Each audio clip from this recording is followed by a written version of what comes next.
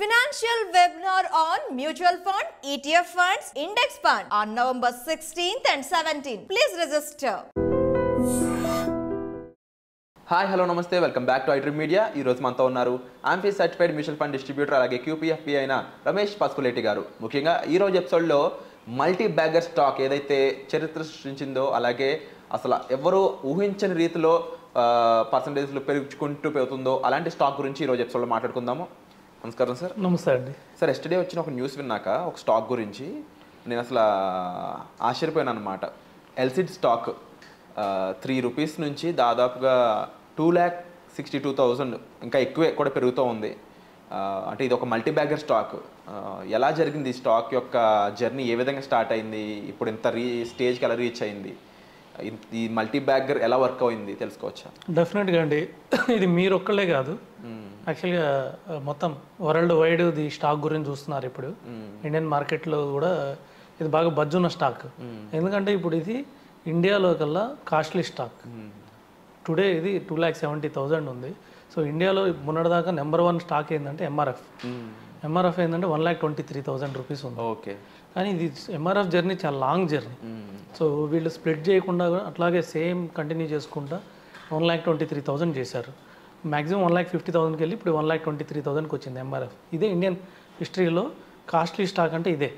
So సడన్గా చూసేసరికి overnight ఒక్క ట్రేడింగ్ సెషన్లోనే ₹3.50 ఉన్న స్టాక్ ఒకే ఒక ట్రేడింగ్ సెషన్లో ఆల్మోస్ట్ 2,26,500 రూపీస్.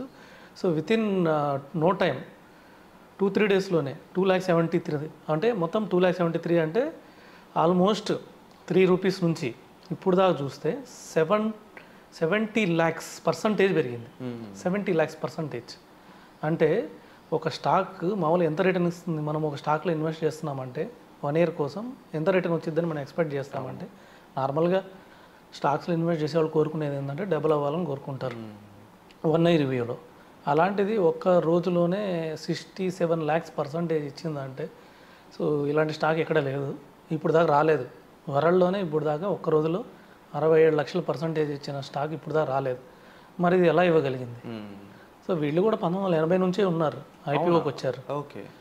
కానీ 1990లో వాళ్ళు ఏషియన్ పెయింట్స్ స్టార్ట్ చేసినప్పుడు ఏషియన్ పెయింట్స్లో వాళ్ళు 2.85% హోల్డింగ్ చేశారు. ఆ కంపెనీలో 2.85% శాతం ఆ కంపెనీలో ఈక్విటీ కొన్నారు వీళ్ళు. సో కొని వీళ్ళు కూడా ఒక వన్ ఆఫ్ ద ఓనర్స్ లాగా 2.85% శాతం వరకు వాళ్ళు ఓనర్స్ లాగా అప్పటి నుంచి ఇప్పుడు దాకా అంటి పెట్టుకొని ఉన్నారు. కాకపోతే వీళ్ళకు ఉన్న మైనస్ పాయింట్ ఏంటంటే వీళ్ళకి ఏం ఆఫీస్ లేదు. వీళ్ళని హోల్డింగ్ కంపెనీస్ అంటారు. ఇలాంటి హోల్డింగ్ కంపెనీస్ మన ఇండియాలో చాలా ఉన్నాయి. సో వీళ్ళు ఏం చేస్తారంటే వీళ్ళకి ఆఫీస్ ఉండదు, రెంట్లు ఉండవు, ఎంప్లాయీస్ ఉండరు, సో కాస్ట్ ఏమి ఉండదు. వీళ్ళు ఏంటంటే వీళ్ళ దగ్గర వచ్చిన ఇన్వెస్ట్మెంట్ అంతా పూల్ చేసి ఒక కంపెనీలో ఇన్వెస్ట్ చేస్తారు. ఓకే. వీళ్ళు ఓన్లీ ఏషియన్ పెయింట్స్ అనే కాదు, ఇంకా 2-3 కంపెనీలు కూడా కలిపి 4.3% ఉంది. దాని వర్తే 12,000 కోట్ల రూపాయలు ఉంది. ఓకే. అంటే వీళ్ళు పెట్టిన పెట్టుబడి పెరిగి ఏషియన్ పెయింట్స్ కూడా పెద్ద కంపెనీ, దాదాపు 3 లక్షల కోట్ల కంపెనీ. అందులో 3% అంటే ఆల్మోస్ట్ 9,000 కోట్లు ఏషియన్ పెయింట్స్లో ఉన్నాయి వీళ్ళకి. సో వేరే కంపెనీలు అన్నీ కలిపి 12,000 కోట్ల రూపాయలు ఉన్నాయి వీళ్ళకి. సో కానీ ఆఫీస్ లేదు. వీళ్ళ కంపెనీ వాల్యూ 12,000 కోట్లు, ఆఫీస్ లేదు, ఆపరేషన్స్ ఉండవు, ఏముండవు.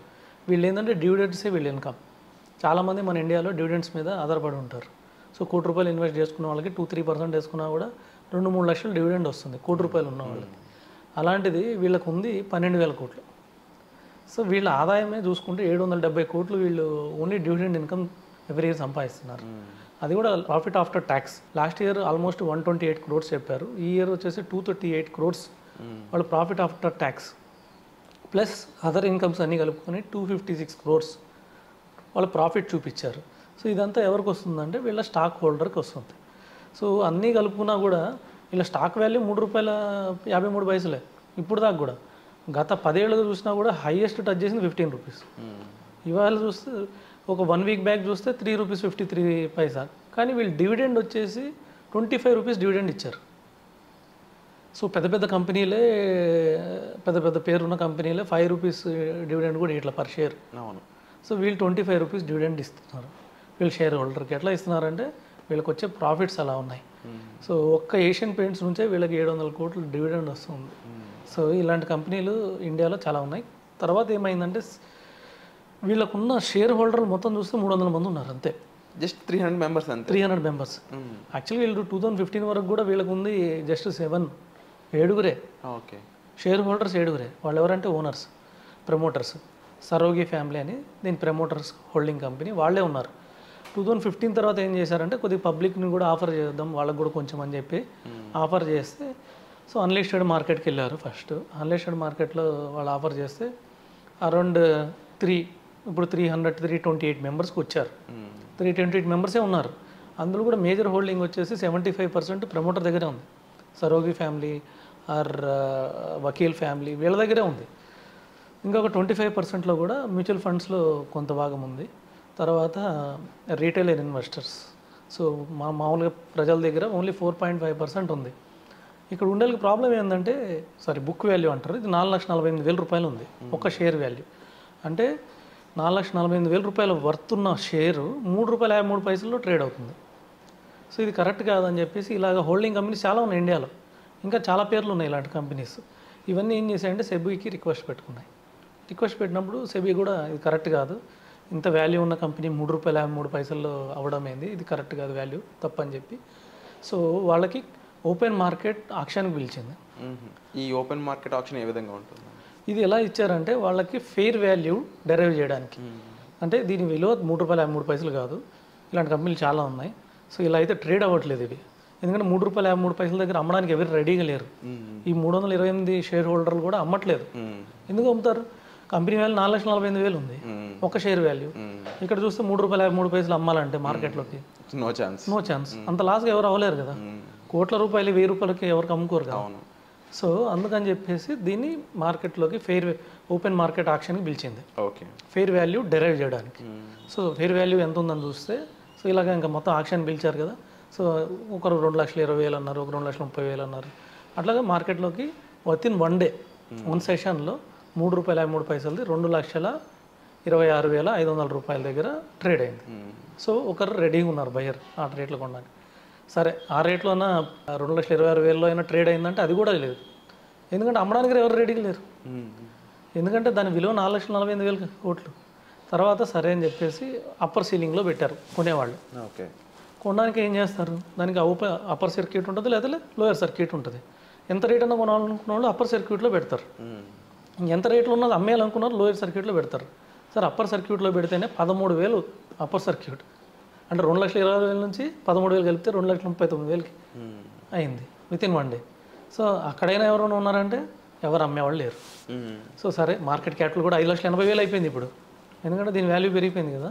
4,40,000 నుంచి 5,80,000కి మొత్తం బుక్ వాల్యూ వెళ్ళిపోయింది. ఓపెన్ మార్కెట్ సేల్లోనే వీళ్ళు ఎంత చూసారంటే ఇన్ కేసు ఇప్పుడు ఈ టైం నుంచి ఎటువంటి డెసిషన్స్ ఇప్పుడు ఆ కంపెనీ తీసుకోబోతుంది అంటారు? ఎటువంటి విధంగా స్టాక్ అనేది డెవలప్ అవుతుందా, లేదంటే ఇక్కడ నుంచి మళ్ళీ ఇంకేమన్నా అప్ అండ్ డౌన్స్ మళ్ళీ చూసే ఛాన్స్ ఉందంటారా? లేకపోతే దాని స్టేటస్ ఏ విధంగా ఉండబోతుంది? లేదండి, ఇప్పుడల్లా దాన్ని స్టేటస్ డౌన్ అయ్యేది అవకాశమే లేదు. ఎందుకంటే దీని ఫెయిర్ వాల్యూ 3 లక్షలు ఆల్మోస్ట్ ఇప్పుడు మార్కెట్ 2,71,000 ఉన్నా కూడా దీని బుక్ వాల్యూ ఎంత ఉందంటే 6 లక్షల రూపాయలు దాటిపోయింది ఈరోజు. మనం బుక్ వాల్యూ అనేది మెయిన్ దీన్ని చూసుకోవాలి. బుక్ వాల్యూ అంటే ఈరోజు కంపెనీ తీసేస్తే ఈరోజు నైట్ కంపెనీ తీసేస్తారు, రేపు మార్నింగ్ షేర్ హోల్డర్కి ఎంత వస్తుంది పర్ షేర్, అది ఎంత ఉందని చూసుకుంటే దాదాపు 6 లక్షల రూపాయలు ఉంది ఒక షేర్కి. అంటే ఇవాళ 2,60,000 రూపాయలు మనం షేర్ కొన్నా కూడా ఈరోజు నైట్ కంపెనీ తీసేసినా కూడా మనకు 6 లక్షల రూపాయలు వస్తుంది. అంత వర్త్ వాల్యూ ఉంది. సో వాళ్ళు కూడా ఏం తెలివి తక్కువగా ఉండరు కాబట్టి 2,60,000 రూపాయలకి ఎందుకు అమ్ముతారు? అది 6 లక్షలు దాటిన తర్వాతనే అమ్ముతారు. వీళ్ళ మార్కెట్ క్యాపిటల్ చూసుకున్నా కూడా మార్కెట్ క్యాప్ ఈరోజు 5,000 కోట్లు ఉంది. సో 5,000 కోట్లు అంటే చాలా మంచి కంపెనీ. సో ఇట్స్ ఒక మిడ్ క్యాప్ స్టాక్ ఇది. So mid cap stock within no టైంలో ఇప్పుడు లాస్ అయ్యే అవకాశం లేదు. నాకు తెలిసి ఇది ఇక్కడ అల్లా ఆగదు. ఇక్కడ నుంచి 6 లక్షల రూపాయలు దాటాల్సిందే. ఓకే. ఇంకోటి ఏంటంటే మనకు అవకాశం ఎక్కడ ఉందంటే ఈ స్టాక్లో లేదు ప్రజెంట్. ఎందుకంటే 6 లక్షల దాకా వాళ్ళు అమ్మేయడానికి రెడీగా లేరు. 328 మంది షేర్ హోల్డర్లు అమ్మడానికి రెడీగా లేరు. మనకి ఎక్కడ ఉందంటే ఇలాంటి స్టాక్స్ ఇంకా కొన్ని ఉన్నాయి. సో పేర్లు చెప్పకూడదు. సో మనం సెబీ ప్రకారం రిజిస్టర్డ్ కాదు కాబట్టి చెప్పకూడదు, కానీ డెరైవ్ చేయొచ్చు. Definitely sir. అండ్ ముఖ్యంగా ఇలాంటి స్టాక్స్ ఉన్నాయి అని చాలామందికి యాంగ్జైటీ ఎక్సైట్మెంట్ ఉంటుంది. బట్ దాని గురించి ఏ విధంగా తెలుసుకోవాలి, మీలా ప్రొఫెషనల్స్ వాటి గురించి ఎలా తెలుసుకుంటారు, అనే విషయాలపై కూడా మీరు ఒక వర్క్షాప్ కండక్ట్ చేస్తూ ఉన్నారు, పర్సనల్ అపాయింట్మెంట్స్ తీసుకుంటూ ఉన్నారు. అంటే ఒక మల్టీ బ్యాగర్ స్టాక్ అనేది ఏ విధంగా మారబోతుంది, దానికి సంబంధించి ఓపెన్ మార్కెట్ సేలా లేకపోతే ఇంకా వేరే ప్రొసీజర్స్తో మారబోతుందా, ఇలాంటి ఎన్నో విషయాలు మన అందరినీ ఉత్కంఠకు గురి చేస్తూ ఉంటాయి. నిజానికి ఇలాంటి ఇన్వెస్ట్మెంట్స్ ద్వారా మనం ఉన్న పలంగా కోటీశ్వర్లు అయ్యే స్కోప్ కూడా కనిపిస్తూ ఉంటుంది. బట్ ఆచి చూచి అడిగేయకపోతే ఇబ్బంది పడే అవకాశాలు కూడా ఉంటాయి. సో ఇలాంటి ప్లేస్లోనే ఒక ప్రొఫెషనల్ యొక్క హెల్ప్ అనేది మనకు అవసరం ఉంటుంది. సో రమేష్ పసుపులేటి గారు లాంటి ఒక ప్రొఫెషనల్ ద్వారా మనం ఇలాంటి ఇన్వెస్ట్మెంట్స్ చేయడం స్టార్ట్ చేస్తే మనం కూడా ఫైనాన్షియల్గా ఒక మంచి పొజిషన్కి రీచ్ అవ్వడానికి మనకు స్కోప్ ఉంటుంది. సో ఈ ఎపిసోడ్ ద్వారా మీకు తెలియాల్సింది ఏంటి అనుకున్నానంటే, ముఖ్యంగా మనకు తెలియని విషయాల్లో ఒక ప్రొఫెషనల్ యొక్క హెల్ప్ తీసుకుంటే మనం ఇలాంటి ఎన్నో విషయాల ద్వారా రిచ్ అవ్వడానికి ఛాన్సెస్ అనేవి మనకు దొరుకుతాయి. సో లేట్ చేయకుండా పర్సనల్ అపాయింట్మెంట్స్ అనేవి ఓపెన్గా ఉన్నాయి, వెంటనే కాల్ చేసి మీరు పర్సనల్ అపాయింట్మెంట్స్ అనేవి బుక్ చేసుకోవచ్చు. వచ్చే ఎపిసోడ్లో మనకి కలుద్దాం. Thank you so much sir. Thank you అండి.